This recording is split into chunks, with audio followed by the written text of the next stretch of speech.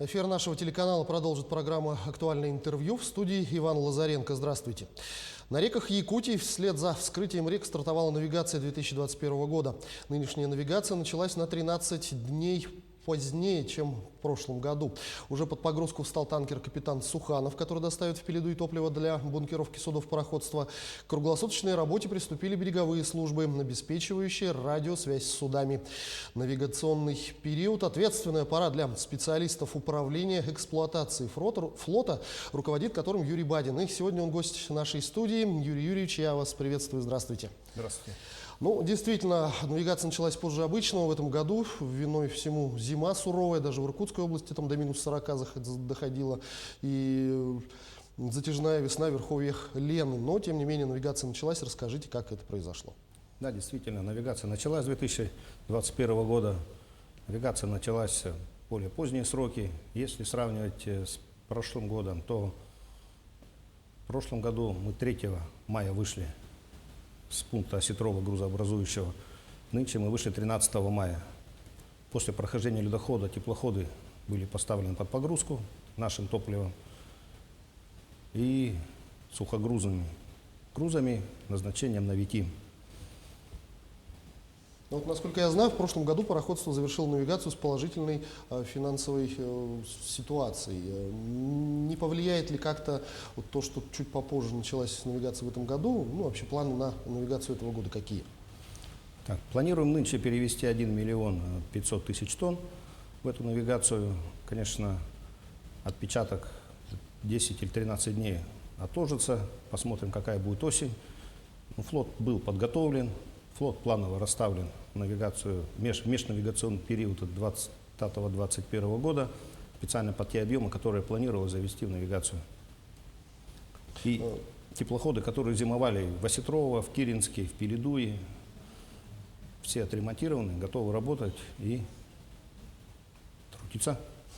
Расскажите, а как обстоят дела с реками Амга и Вилюй в этом году? Для завоза груза на малые реки, на быстромелеющие реки Амга и Вилюй, флот был в межнавигационный период 2020-2021 года поставлен на зимний отстой в Хандаге. 18 единиц отстаивалось грузоподъемностью 23 тысячи тонн.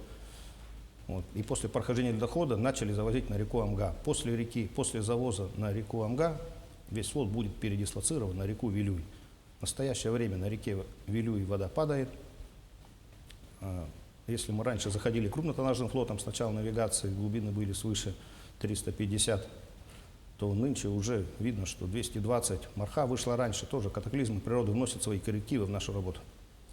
Вот, насколько я помню, в прошлом году около города Якутска Ленское объединенное речное пароходство занималось и паромными переправами. А будет ли эта работа продолжена в этом году? Какой флот, сколько флота будет задействовано и предусмотрены ли будут, может быть, какие-то скидки отдельным категориям? Так, на сегодняшний день Ленское пароходство спланировало 3 единицы транспортного флота будут работать на переправе Нижний Бестях-Якутск. Значит, на реке Алдан также работает у нас БТВ с 500-тонной баржой, и на реке Амга работает СПЖ-104. Да, действительно, эту деятельность мы продолжаем. Ну вот, после Вилюйской операции, насколько я знаю, будет дан старт северному завозу. Сколько флота будет работать, сколько планируется завести жизненно важных грузов в арктическую зону республики в этом году? Да, действительно, навигация делится на 2 периода. Первый период мы завозим на быстромелеющие реки. Второй период навигации после окончания завоза флот будет грузиться у нас в Арктику. Арктическая навигация. В арктическую навигацию планируем перевести порядка 400 тысяч тонн. Из них нефтеналивных 160 и 240 сухогрузного. Будут задействовано порядка 100 единиц транспортного флота грузоподъемностью 150 тысяч тонн.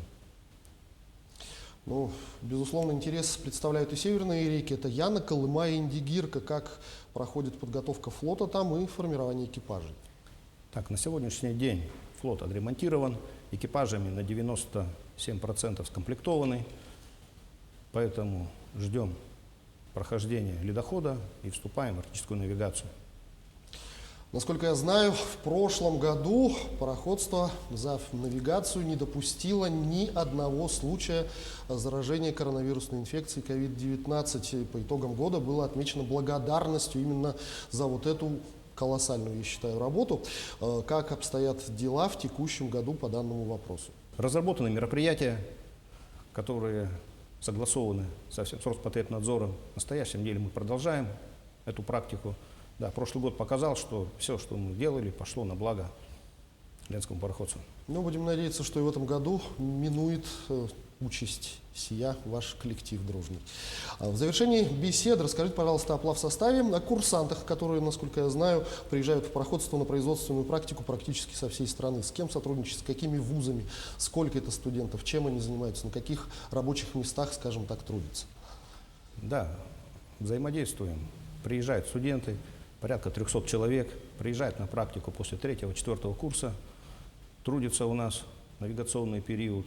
Бывает, кто-то остается после прохождения практики, потому что есть у нас чем. Флот у нас не любит бездельников и разгильдяев, и поэтому я считаю, что на сегодняшний день у нас есть чему научиться на северо-востоке страны.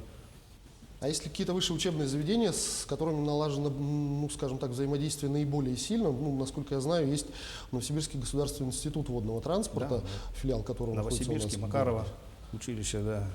Юрий Юрьевич, я благодарю вас за эту беседу. Огромное спасибо, что ответили на наши вопросы. Всего вам доброго и хорошей навигации. Спасибо.